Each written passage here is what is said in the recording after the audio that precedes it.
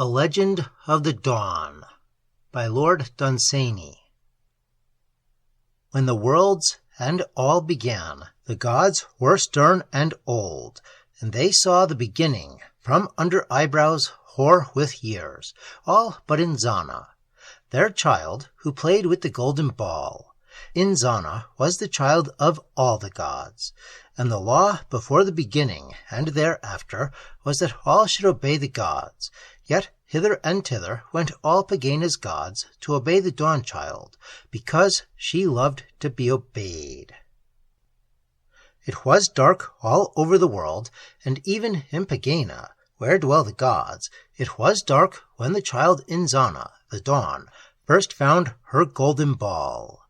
Then running down the stairway of the gods with tripping feet, Chalcedony, onyx, Chalcedony, onyx, step by step she cast her golden ball across the sky. The golden ball went bounding up the sky, and the Dawn-child, with her flaring hair, stood laughing upon the stairway of the gods, and it was day. So gleaming fields below saw the first of all the days that the gods have destined. But towards evening certain mountains, afar and aloof, conspired together to stand between the world and the golden ball, and to wrap their crags about it, and to shut it from the world, and all the world was darkened with their plot. And the Dawn-child, up in Pegāna, cried for her golden ball. Then all the gods came down the stairway right to Pegāna's gate to see what ailed the Dawn-child, and to ask her why she cried. Then Inzana said that her golden ball had been taken away and hidden by the mountains black and ugly, far away from Pegāna, all in a world of rocks under the rim of the sky, and she wanted her golden ball and could not love the dark. Thereat Umborodom, whose hound was the thunder, took his hound in leash and strode away across the sky after the golden ball, until he came to the mountains afar and aloof. There did the thunder put his nose to the rocks and bay along the valleys, and fast at his heels followed Umborodom.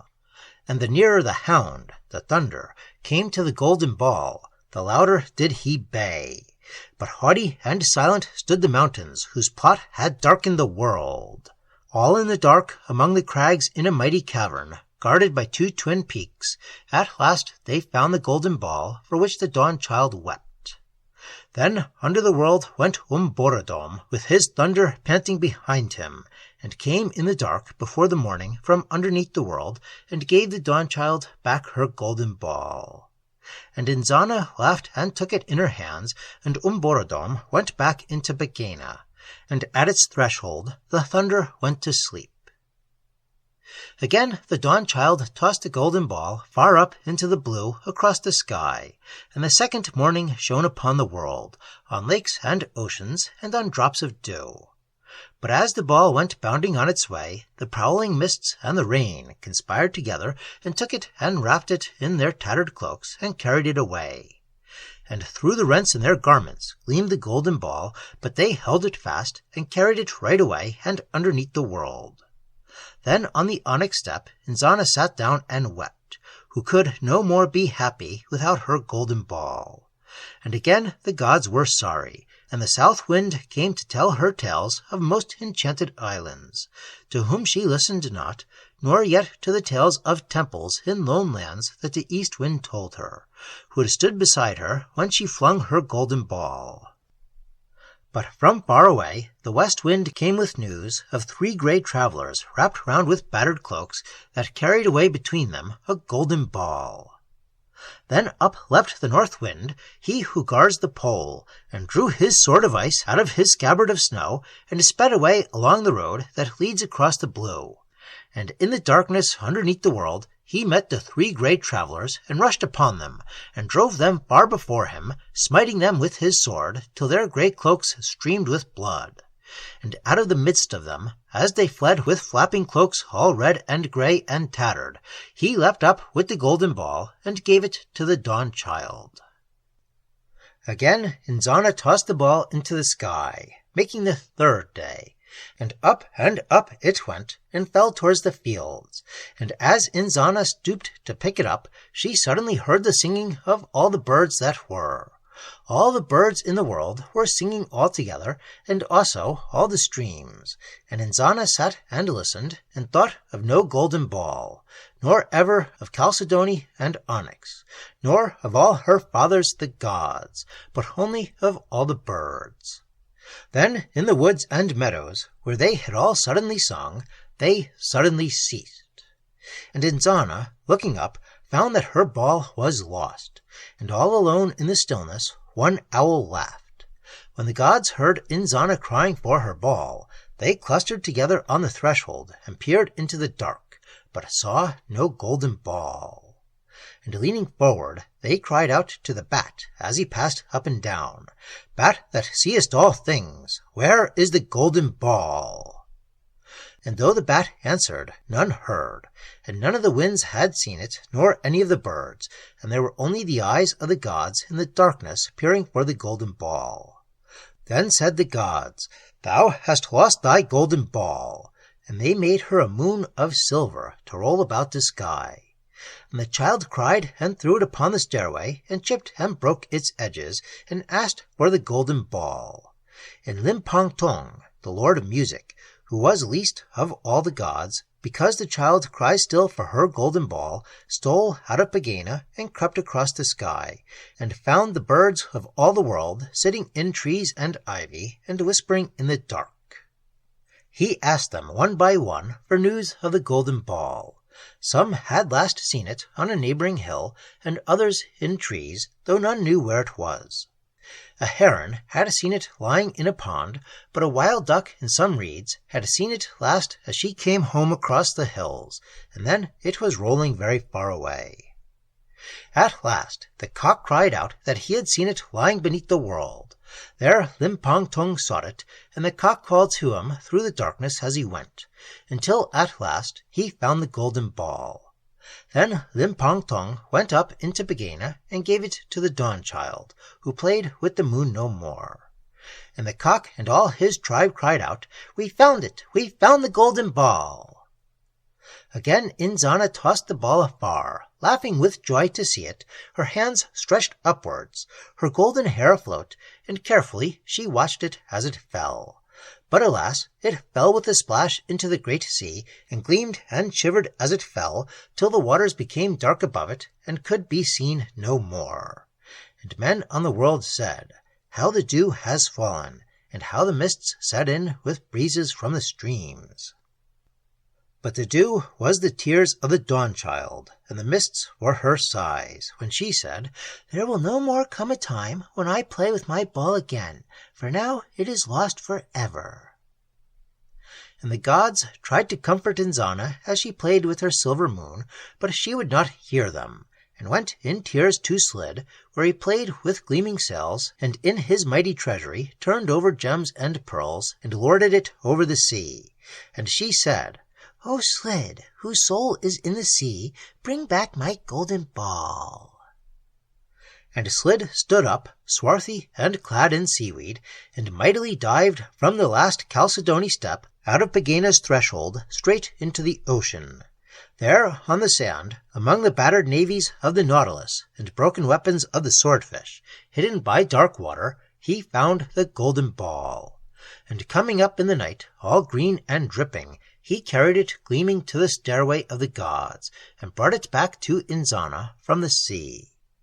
And out of the hands of Slid she took it and tossed it far and wide over his sails and sea, and far away it shone on lands that knew not Slid, till it came to its zenith and dropped towards the world. But ere it fell, the Eclipse dashed out from his hiding, and rushed at the golden ball, and seized it in his jaws. When Inzana saw the Eclipse bearing her plaything away, she cried aloud to the thunder, who burst from Pegāna, and fell howling upon the throat of the Eclipse, who dropped the golden ball and let it fall towards earth. But the black mountains disguised themselves with snow, and as the golden ball fell down towards them, they turned their peaks to ruby crimson, and their lakes to sapphires, gleaming amongst silver, and Inzana saw a jeweled casket into which her plaything fell. But when she stooped to pick it up again, she found no jeweled casket with rubies, silver, or sapphires, but only wicked mountains disguised in snow that had trapped her golden ball. And then she cried because there was none to find it, for the thunder was far away chasing the eclipse, and all the gods lamented when they saw her sorrow, and Limpang-Tung, who was the least of all the gods, was yet the saddest at the Dawn-child's grief. And when the gods said, "Play with your silver moon," he stepped lightly from the rest, and coming down the stairway of the gods, playing an instrument of music, went out towards the world to find the golden ball, because Inzana wept. And into the world he went, till he came to the nether cliffs that stand by the inner mountains in the soul and heart of the earth, where the earthquake dwelleth alone, asleep but astir as he sleeps, breathing and moving his legs, and grunting aloud in the dark.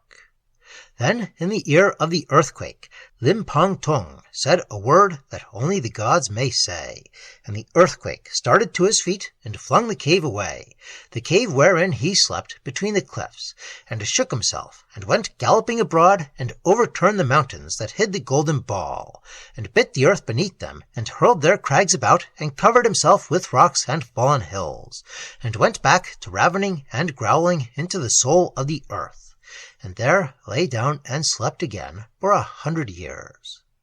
And the golden ball rolled free, passing under the shattered earth, and so rolled back to Pegāna. And Limpang-Tung came home to the onyx step, and took the Dawn-child by the hand, and told not what he had done, but said it was the earthquake, and went away to sit at the feet of the gods. But Inzana went and patted the earthquake on the head, for she said it was dark and lonely in the soul of the earth. Thereafter, returning step by step, Chalcedony onyx, up the stairway of the gods, she cast again her golden ball from the threshold, afar into the blue, to gladden the world and the sky, and laughed to see it go.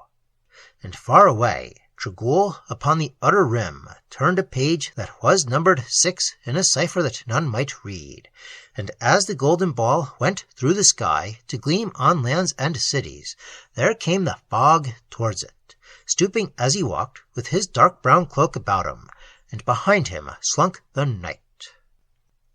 And as the golden ball rolled past the fog, suddenly night snarled and sprang upon it, and carried it away. Hastily Inzana gathered the gods, and said, "The night hath seized my golden ball, and no god alone can find it now, for none can say how far the night may roam, who prowls all round us, and out beyond the worlds." At the entreaty of their Dawn-child, all the gods made themselves stars for torches, and far away through all the sky followed the tracks of night as far as he prowled abroad. And at one time Slid, with the Pleiades in his hand, came nigh to the golden ball, and at another Yoharneth-Lahai, holding Orion for a torch, but lastly Limpang-Tung, bearing the morning star, found the golden ball far away under the world, near to the lair of night. And all the gods together seized the ball, and night turning, smote out the torches of the gods, and thereafter slunk away. And all the gods in triumph marched up the gleaming stairway of the gods, all praising little Limpang-Tung, who through the chase had followed night so close in search of the golden ball.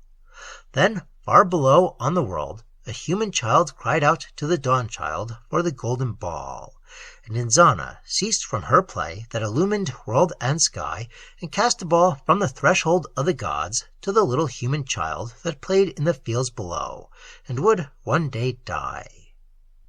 And the child played all day long with the golden ball down in the little fields where the humans lived, and went to bed at evening, and put it beneath his pillow, and went to sleep, and no one worked in all the world, because the child was playing. And the light of the golden ball streamed up from under the pillow, and out through the half-shut door, and shone in the western sky. And Yoharneth-Lahai, in the night-time, tiptoed into the room, and took the ball gently, for he was a god, away from under the pillow, and brought it back to the Dawn-child to gleam on an onyx step. But some day night shall seize the golden ball, and carry it right away, and drag it down to his lair, and Slid shall dive from the threshold into the sea, to see if it be there, and coming up when the fishermen draw their nets, shall find it not, nor yet discover it among the sails. Limpang-Tung shall seek among the birds, and shall not find it when the cock is mute. And up the valleys shall go Umborodom to seek among the crags. And the hound, the thunder, shall chase the eclipse, and all the gods go seeking with their stars, but never find the ball. And men, no longer having light of the golden ball, shall pray to the gods no more, who, having no worship, shall be no more the gods. These things be hidden even from the gods.